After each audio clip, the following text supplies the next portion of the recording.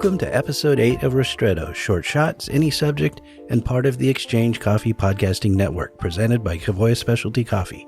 In this episode, Mark Inman talks with Martell Mason from the Sepia Coffee Project while attending the SCA Expo recently in Houston. Sepia is an innovative coffee business roasting proudly in Detroit's North End. Learn more at sepiacoffeeproject.com.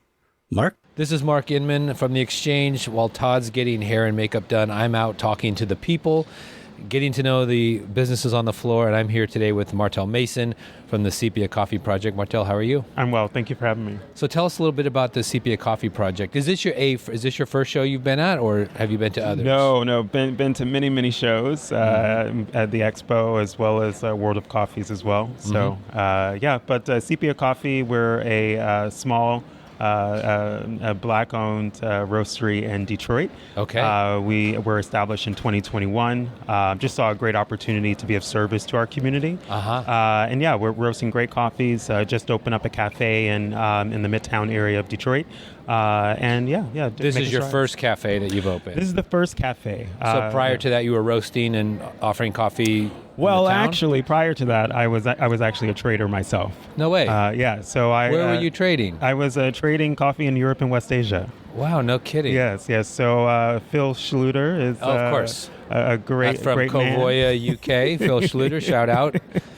Did you work when he had Schluter and Company? Yeah, kind of in that transitional period. So did you know Brandon Thiessen?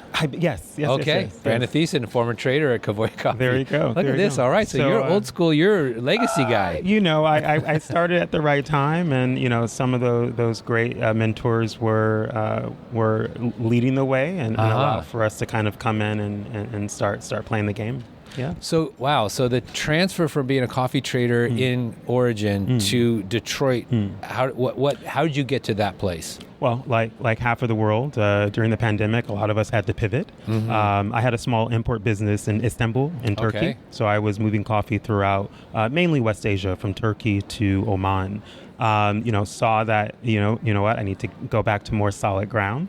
And so pivoted, came back to Detroit, thought it was going to be a short little 4-6 month relax and then go back out into the coffee world. And here we are. Saw a gap in the market and said, you know what, maybe it's time to do something here in the States. Fantastic. Yeah. And how's your experience been at the show so far today? You're serving coffee today. Yeah, we're serving coffee. The Marco booth. Yeah. And no, it's been great. It's always a wonderful experience to be able to reconnect with people.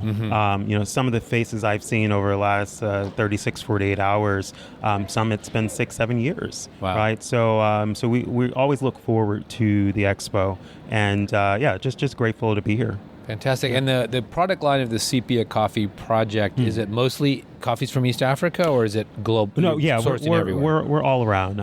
So we have 3 coffee tiers. Okay. We have our Paradise, Black Bottom, and Harmony blends. And we're sourcing 82 plus coffees around the board. Really great coffees from Ethiopia, from Burundi, Colombia, highlighting some of those origins that we don't really see in the market. So looking at coffees from Thailand, looking at some really nice South Indian coffees, and we love Mexican coffees. So we try to really bring in a nice mix, and we got some Philippines on the horizon as well. Sunday, I'm interviewing a woman named Ray from the Karmic Coffee Circle, who does very high-end coffee from Vietnam, micro lots. Yes, very interesting. Perhaps she's young; she's like 30-something years old. So maybe somebody indeed. To, yeah. Southeast Asia has incredible coffees. Fantastic. Yeah. Great profile. So, being an experienced trader, being an experienced coffee person, for the young listeners that have new roasting companies or new cafes that are trying to navigate this very complicated tariffs and very, very volatile markets, what would your recommendation be to them to navigate these times? A phrase that I've always used in coffee and life is small is beautiful. Focus on your core. Really try to just get connected with that. Do your research, educate yourself. The important thing now and the environment that we're in is to make sure you can sustain yourself.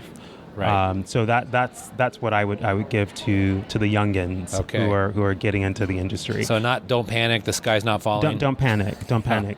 Be collective, right? You're not taking over the world. If there are other roasters, other cafes that are opening up around the corner, try to communicate, try to see, what it is that they're doing different from you. Don't steal their joy, right? Have your business plan, have your identity, and that's going to sell. Okay. But we just need to, stay focused. Don't do too much. Right. We have time. We have time. Yeah. Yeah. And you've been able to navigate so far these volatile moments with your company. Thankfully. Yeah. But those are the long relationships that we've had with partners all over the world, and so just using that knowledge, that experience to make sure that we're still bringing great coffee to our market. Detroit is a growing coffee market, right? And there are still a lot of gaps in Metro Detroit. And so what we're doing is providing a platform for more underserved communities that can't go to the suburbs or aren't part of the downtown development that's happening. Right. So we're kind of looking at that middle ground in order to make sure that our entire community can enjoy a good cup of coffee. Fantastic. And how has it been delivering the message of market volatility to your customers? Sure. Do they understand what's going on, or how are you sending that message? Yeah, we've been very transparent with our partners. We've, like most, we've sent out those emails, we've had those meetings just to really understand what is it that you need. And so that was our message to our partners. Yes, it is a bit volatile right now, but we just need to understand how we can be of service to your business, right? Sure. What product lines do we need to be looking at in order to make sure that you have enough for your growing business? Although it's volatile right now, businesses are still scaling. Sure. And so we need to make sure that we can secure the coffee that they need. Okay. Great. Yeah. And being at the show here, has there been anything you've been excited to see? Any new innovations that have caught your eye? Anything that... I've just been excited to see people and to see that they're, even on the floor, but also off of the floor, that there is this community and there's a lot of activity happening outside of these doors as well. I think we are now at a point where we're over the pandemic, and now the last 12 or 18 months have been more of self, whether that's your personal or the business that you're trying to build. And so I think what we're seeing on the floor and outside are people who are truly trying to connect and build those relationships, knowing that maybe it's short term, but it could also be long term, being able to reach out and use those resources. So I think people are smart this year in regards to who they're connecting with. Don't do too much. I said small is beautiful. Right. It's the same thing, like prioritize who you're sitting down with and having conversations with, so that that you'll be able to call back on folks. Fantastic. Right, yeah. And you're serving coffee at the Marco booth? Yeah, till what time today? Until 12 today. We have 4 coffees that are going to be on the bar. We'll leave some behind, so they'll probably have it on the batch brew. So you'll be able to try a really nice Brazilian coffee called Sebastião Peixoto. Oh, okay. Yellow Bourbon Catuquai. So you're going to get great stone fruits, a lot of raisins, caramel. It's an awesome coffee. Fantastic. We're going to do a taste of that when we get out of the interview here. It was a pleasure meeting you. Thank you. Very glad. I wish you nothing but great success in your business venture. Thank you, and I thank the entire Kavoya family for always being on board. Thank you very much. We appreciate it. Thank you. Take care.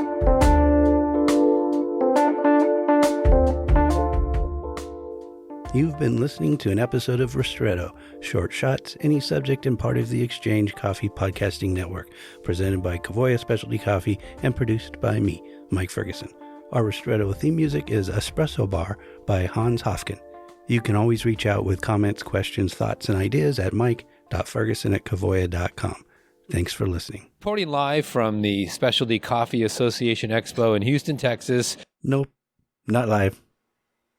We've never been live. This is a recording.